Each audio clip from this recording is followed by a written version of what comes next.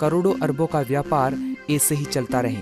दोस्तों, इस षड्यंत्र में उन महान लोगों का भी हाथ है जो कैंसर का इलाज करते हैं, क्योंकि इन्हीं के द्वारा ही फार्मास्यूटिकल में बन रहा स्लो पॉइजन कैंसर से ग्रसित व्यक्तियों तक पहुंचता है और इनमें इनका बहुत बड़ा हाथ है। दोस्तों, आपको यह बात जल्द अपने जहन में उतार लेनी चाहिए कि कैंसर का इलाज है, मगर चाहा नहीं गया कि इसका इलाज हो। हमारा शरीर कई प्रकार की कोशिकाओं से मिलकर बना है।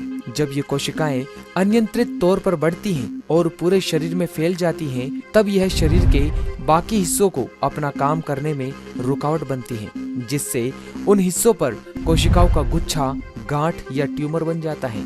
इसी अवस्था को कैंसर कहते हैं।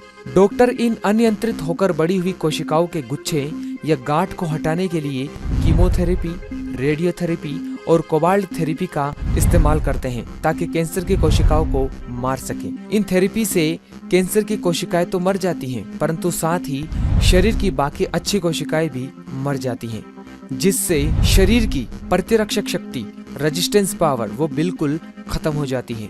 कीमोथेरेपी से व्यक्ति के शरीर के पूरे बाल उड़ जाते हैं और फिर धीरे धीरे समय निकालते निकालते रोगी मरता ही है, क्योंकि एक बार जब हमारे शरीर की कोशिकाएं मर जाती हैं तो उसे हमारा शरीर दोबारा नहीं बना सकता है। और ये बात कैंसर का इलाज करने वाले मसीहाओं को अच्छे से पता होती है।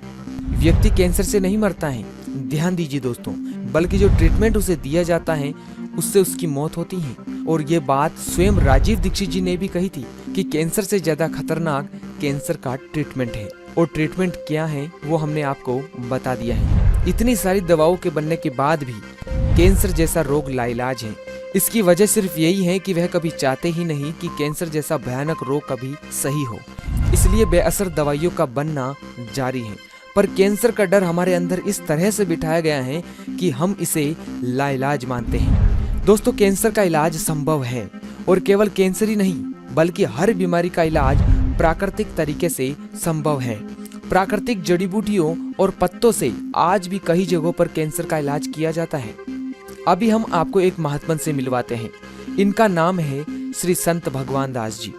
ये चित्तौड़गढ़ के चंदेरिया रोड पर बिरला सीमेंट वर्क्स की लेबर कॉलोनी में बाबा घाट के नाम से प्रसिद्ध आश्रम में रहते हैं, और वहाँ पर ये कैंसर से पीड़ित व्यक्तियों का इलाज करते हैं। इनका कहना है कि किसी भी बीमारी का इलाज प्राकृतिक तरीके से किया जा सकता है, और उन्होंने कई लोगों के असाध्य रोगों को ठीक करके इस बात को सिद्ध भी किया है। दोस्तों, श्री संत भगवान दास जी को 2000 से अधिक जड़ी बूटियों का ज्ञान है। इन्हीं जड़ी बूटियों और पत्तों की मदद से वे असाध्य से असाध्य मरीजों को ठीक करते हैं, और ये सारे दुर्लभ जड़ी बूटियां वे अपने आश्रम में खुद उगाते हैं। इनका ये भी कहना है कि व्यक्ति बिना कीमोथेरेपी किए अगर आश्रम में आता है तो 3rd स्टेज का कैंसर भी यहाँ ठीक किया जा सकता है। इनके आश्रम का पता आप नोट कर लीजिए, और दिए जा रहे नंबरों पर कॉल करके भी आप इनसे बात कर सकते हैं। दोस्तों, इसी आश्रम में राजीव दीक्षित जी 3 दिन ठहरे थे, और संत भगवान दास जी से उन्होंने आयुर्वेद, अध्यात्म और इतिहास के बारे में अद्भुत जानकारी प्राप्त की। और आपको तो पता ही है कि राजीव दीक्षित जी कितने जिज्ञासु थे। दोस्तों, ये बातें हमें स्वयं संत भगवान दास जी ने बताई हैं, क्योंकि हम भी इनके आश्रम में 2 दिन ठहरे थे, और उन्होंने आयुर्वेद के बारे में ऐसी ऐसी दुर्लभ जानकारियां हमें दी हैं, जिसे हम आगे आने वाली वीडियो के माध्यम से आप तक जरूर पहुंचाएंगे। दोस्तों, इस वीडियो को केवल आप अपने तक ही सीमित न रखें, और इसे इतना फैलाएं कि फार्मास्यूटिकल वालों की चाल हर व्यक्ति को पता चले, और लोग फिर से हमारे आयुर्वेद की ओर लौटे। ये मिशन आपके बिना संभव नहीं है, इसलिए हर एक मित्र इस वीडियो को शेयर करें।